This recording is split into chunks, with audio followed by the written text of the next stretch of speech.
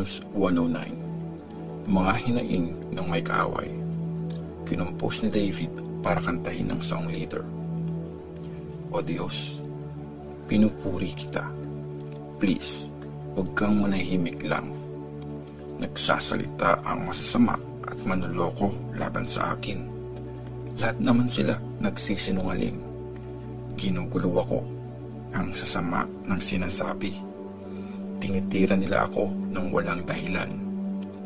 Minahal ko sila pero pinagbintangan nila ako ng masama. Pinagpe-pray ko pa naman sila. Masama ang kinanti nila sa ginawa kong mabuti at sa pagmamahal ko, galit ang sinukli. Pumili ka ng masamang tao na lalaban sa kaaway ko. May magsampasana sa kanya ng kaso. Pag nilitis na siya, lumabas sanang guilty siya. Pati prayers niya, ituring sanang kasalanan. Maging bilang na sana ang mga araw niya at agawin ng iba ang trabaho niya. Maulila sana ang mga anak niya at ang asawa niya maging biyuda. Maging pulubi at palaboy sana ang mga anak niya. Palayasin sana sila sa sira-sirang bahay na tinuluyan nila. Sana lahat ng meron siya kunin ng inutangan niya. Tapos lahat ng pinaghirapan niya nakawin ng mga di niya kilala. Wala sanang maging mabait sa kanya. Sa naiwan niya mga anak, wala sanang maawa.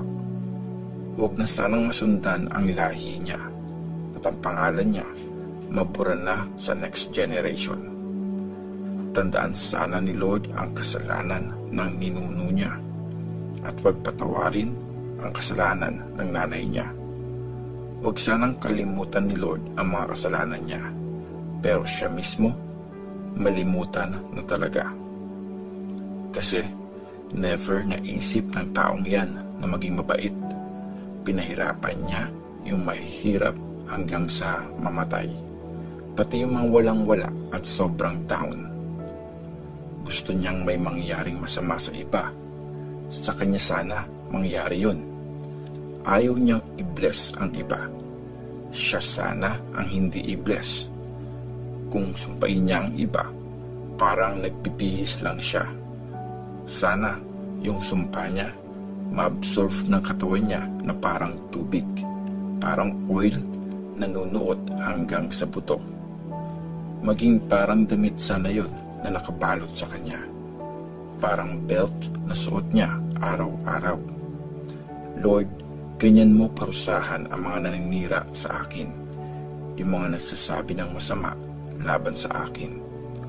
Pero Lord, Panginoon ko, tulungan mo ako kasi pangako mo yon. Iligtas mo ako kasi mabuti ka at wagas magmahal.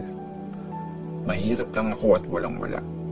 Nasasaktan ako, tagos sa puso ko. Mawawala na ako, parang anino sa gabi. Para akong insektong pinaalis sa halaman. Hindi ako kumakain, kaya nanghina ang tuhod ko.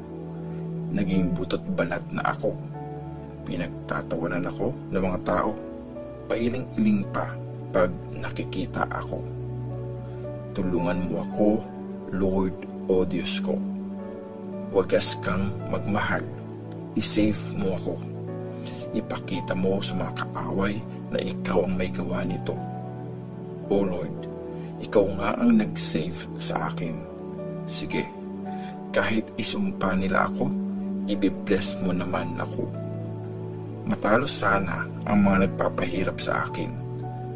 At matutuwa ako na nagsaserve sa iyo. Mapahiya sana ang mga kaaway ko. Mabalot sana sila ng kahihiyan.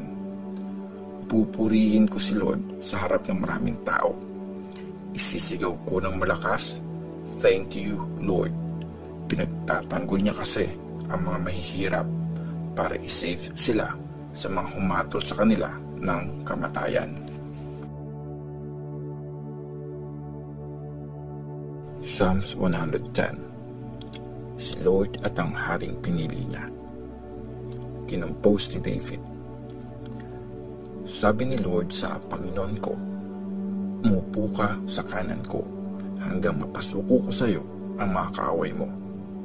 Mula sa Zion, palalawakin ni Lord ang paghahari mo. Maghari ka sa mga kaaway mo. Handang tumulong ang iyong bayan pag hinarap mo na ang mga kalaban.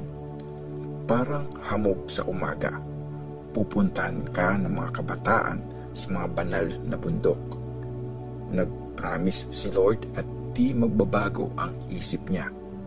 Magiging priest ka forever, kagaya ng pagiging priest ni Melchizedek. Nasa kanan mo si Lord. Pag nagalit siya, dudurugin niya ang mga hari. I-judge niya ang mga bansa. Pupunuin niya ng bangkay ang mga lugar nila. Dudurugin niya lahat ng leader sa buong mundo. Iinom ang hari sa batis sa tabi ng daan, at dahil dito, magtatagumpay siya. Psalms 111. Ang galing ni Lord. Praise the Lord. Buong puso akong magte-thank you kay Lord. Kasama ng matutuwid, kasama ng mga tao. Ang galing ng mga gawa ni Lord. Lahat ng natutuwa doon, pinag-aaralan yun. Ang mga ginagawa niya, talagang dakila at marangal. Matuwid siya at hindi yun magwawakas. Sinisiguro ni Lord na di natin malilimutan ang magaganda niyang ginawa. Sobrang bait niya at mawain. Binibigyan niya ng pagkain ang mga gumagalang sa kanya. Tapat siya sa ginawa niyang kasunduan.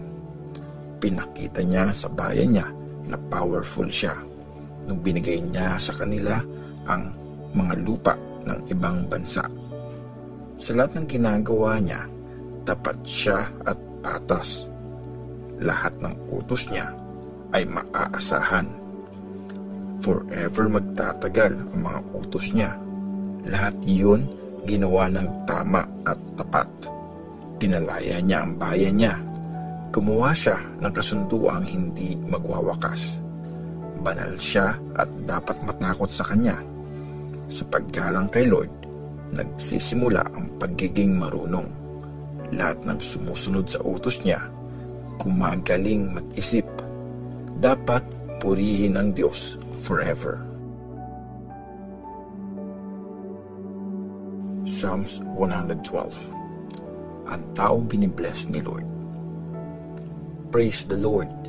Blessed ang taong gumagalang kay Lord, yung nag-e-enjoy sumunod sa mga utos niya. Magiging powerful sa lupain ang mga anak niya. Ibibless ang lahi ng gumagawa ng tama. Ang pamilya niya ay yayaman at uunlad. Forever magtatagal ang matuwid niyang pamumuhay. Nagliliwanag ang ilaw sa dilim para sa gumagawa ng tama. Sa mga maawain, mabait at fair sa kapwa. Pinibless ang taong willing magpautang. Di nandadaya sa lahat ng ginagawa. Ang taong matuwid, hindi matitinag. Never siyang makakalimutan. Hindi siya tatakot kahit may masamang balita. Kasi matibay ang faith niya. Kay Lord siya nagtitiwala. Hindi siya nagwo-worry o natatakot. Sa huli, makikita niyang babagsak ang mga kaaway niya. Bukas palad siyang nagbibigay sa mga mahihirap. Forever, maaalala ang mabuti niyang ginawa. Itataas siya at igagalang ng lahat. Makikita ito ng masasama at maaasar sila. Manggigigil sila sa galit. Unti-unting manghihina. Yung mga gusto nila, mapupunta sa wala. Psalms 113. Talagang mabait si Lord. Praise the Lord. Kayong mga servants ni Lord, purihin niyo ang pangalan niya. Purihin ang pangalan ni Lord, ngayon at sa habang panahon. mula sa pagsikat ng araw hanggang sa paglubog. Purihin ang pangalan ni Lord. Si Lord ang pinakamataas sa lahat ng mga bansa. Lampas pa sa langit ang liwanag ng glory niya. Sinong kagaya ni Lord na ating Diyos? Doon siya nakatira sa kaitaasan. Mula doon, yumuyuko siya. Tinitingnan niya ang langit at ang lupa. Mula sa pagdurusa, binabangon niya ang mahihirap. Mula sa paghihirap, inaahon niya ang mga walang-wala. Nilalagay niya sila sa pwesto kasama ng mga leaders, kasama ng mga pinuno ng kanyang bayan. Binibigyan niya ng tahanan ang babaeng hindi magkaanak. Binibless niya ng mga anak na nagpapasaya sa isang ina. Praise the Lord. Psalms 114. Nung lumabas ang Israel mula sa Egypt. Nung lumabas ang Israel mula sa Egypt, nung iwan ng mga anak ni Jacob ang bayang iba ang salita, Juda ang naging banal na lugar para kay Lord. Pinagharian niya ang Israel. Nakita yon ng Red Sea, kaya tumakas. Pati ang Jordan River napatras. Napatalon ang mga bundok na parang mga kambing. Pati mga hills, parang batang tupang nagtalunan din. O Red Sea, anong nangyari?